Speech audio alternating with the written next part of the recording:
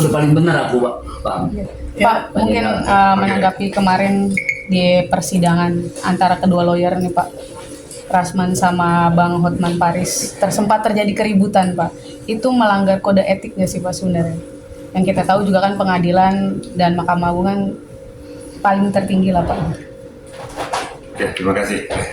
Assalamualaikum warahmatullahi wabarakatuh. Selamat siang dan salam sejahtera untuk kita semua.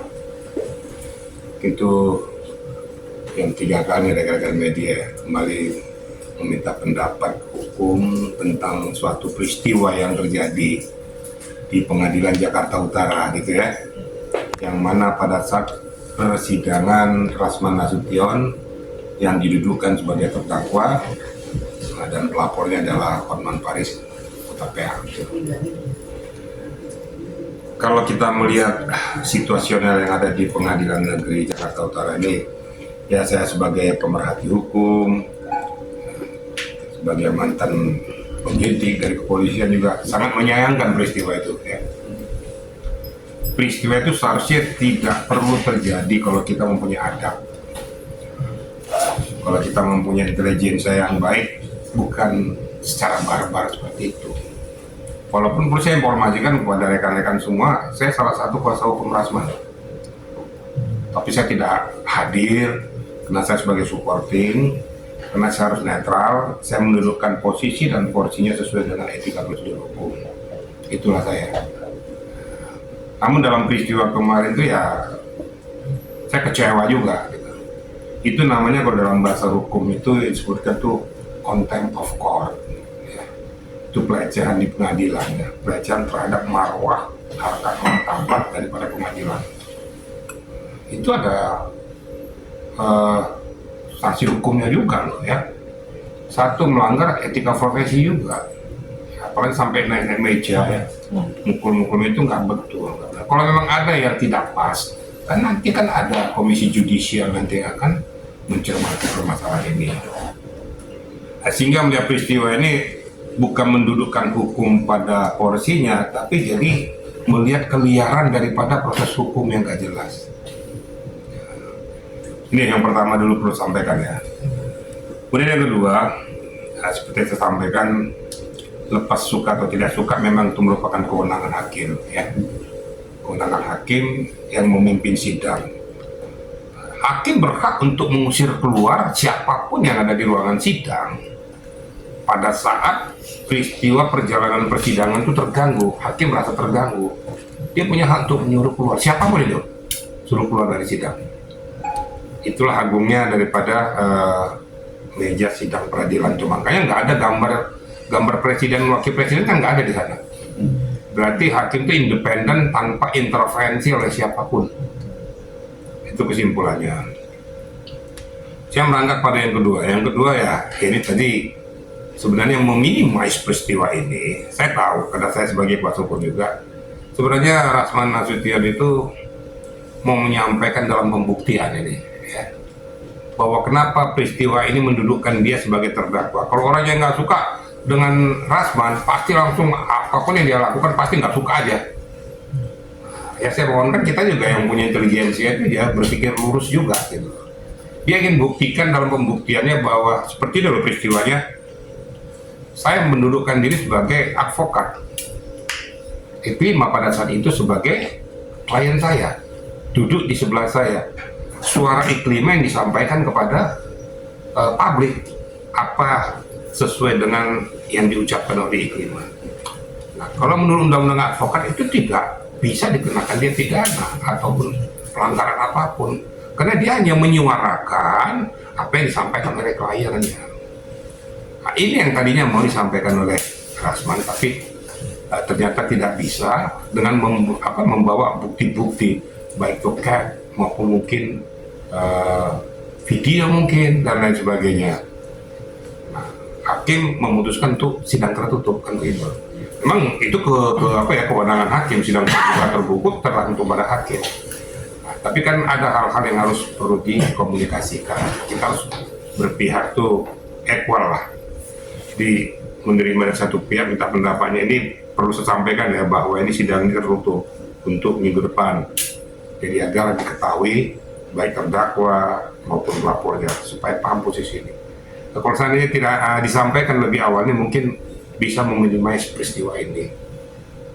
Jadi situasi ini saya lihat spontanitas, Rasman yang sudah digelayuti emosional yang tinggi akhirnya lose control. Tapi ini nggak boleh, kita kan punya kadar intelektual. Jangan kita lebih kuat opel kita daripada otak. Nah, ini yang saya mohonkan kepada saudara-saudaraku Rasman, apalagi saya lihat juga Firdaus juga. Saya lihat aku naik ke atas meja betul ya? Iya. Nah, ini juga nggak pantas. Ini kan sidang hukum, bukan sidang gerombolan atau bukan sidang jalanan. Nah, mungkin nanti dari perhimpunan advokat bahwa mereka itu akan mungkin ya akan memberikan teguran dan lain sebagainya. Tapi udah jelas-jelas itu melanggar ya, etika profesi. Dan saya juga kurang setuju dan tidak setuju dengan peristiwa yang terjadi. Ya. Kita mau menegakkan hukum, tapi jangan jadi melanggar hukum. Bisa saja nanti diambil dari kalau nggak salah itu 217 KUHP itu ya, membuat sidang jadi rusak, buyar, tidak terstruktur lagi akibat ulah daripada peserta sidang. Itu bisa saja, tapi itu pun nanti kita serahkan kepada hakim yang berkewenangan untuk melakukan itu. Kira-kira gitu ya. Pak, artinya nanti bakal memberatkan Rasman sendiri nggak sih Pak dengan attitude-nya dia seperti ini di dalam persidangan? Jadi Saya pertimbangan tidak bisa hakim. berandai-andai. Saya bukan hakim. Berat atau ringannya nanti tergantung pada mekanisme persidangan berikutnya. Kemudian hakim merasa menerima situasional itu karena tanpa diduga-duga atau spontaneitas, atau ada rasa ketersinggungan karena merasa dia tidak dihargai sebagai pimpinan sidang. Itu nanti saya serahkan kepada hakim ya. Masalah memberatkan atau enggak itu nanti lah. Ya mudah-mudahan kita sebagai orang timur bisa memaafkan peristiwa itulah. Walaupun kurang pantas dan tidak pantas. Paham kira-kira ini dia ya? Jadi terkait pelecehan dalam persidangan tadi itu kan ada yang naik meja dan segala macamnya. Mungkin ada sanksi sosial untuk individu sendiri masing-masing? Ya pasti. Menurut hemat saya pastilah. Yang nggak usah saya sebagai orang hukum lah. Rakyat biasa aja melihat itu nggak pantas lah gitu kan. Ini kan kita mau menuju suatu titik poin untuk membutuhkan suatu keadilan. Tapi yang membutuhkan keadilan tuh malah membuat suasana jadi gaduh, jadi tidak adil. Itu nggak pantas. Tentu nanti ada kan saksi-saksi apa, saksi moral kah, dan lain sebagainya. Saya juga nggak tahu nanti dari himpunan pengacara apa itu Pradi Bersatu, apakah Pradi atau di mana di bawah naungan dia itu nanti memberikan suatu tugas. Menurut hemat saya harus dipanggil. Kalau nggak begitu nanti nih suka-suka pengacara juga nanti nih.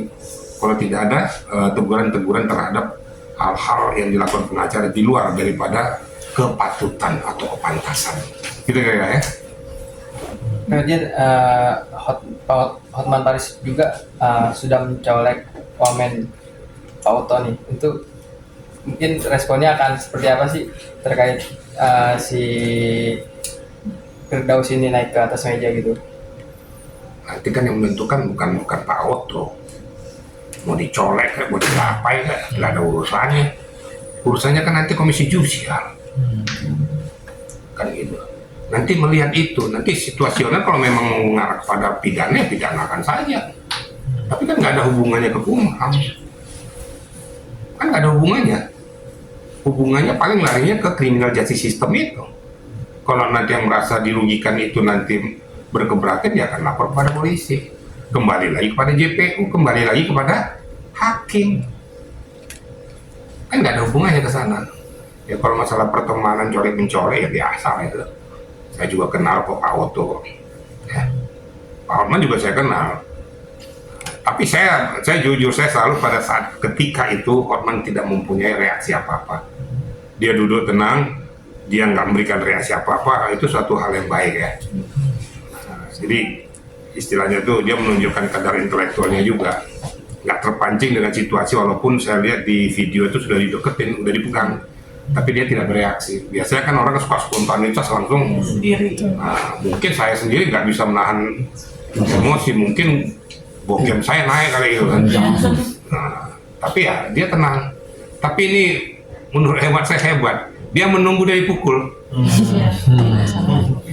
Kalau trik saya lihat gitu, makan aja, kau pukul aja. Seketika dipukul orangnya, ya pidana.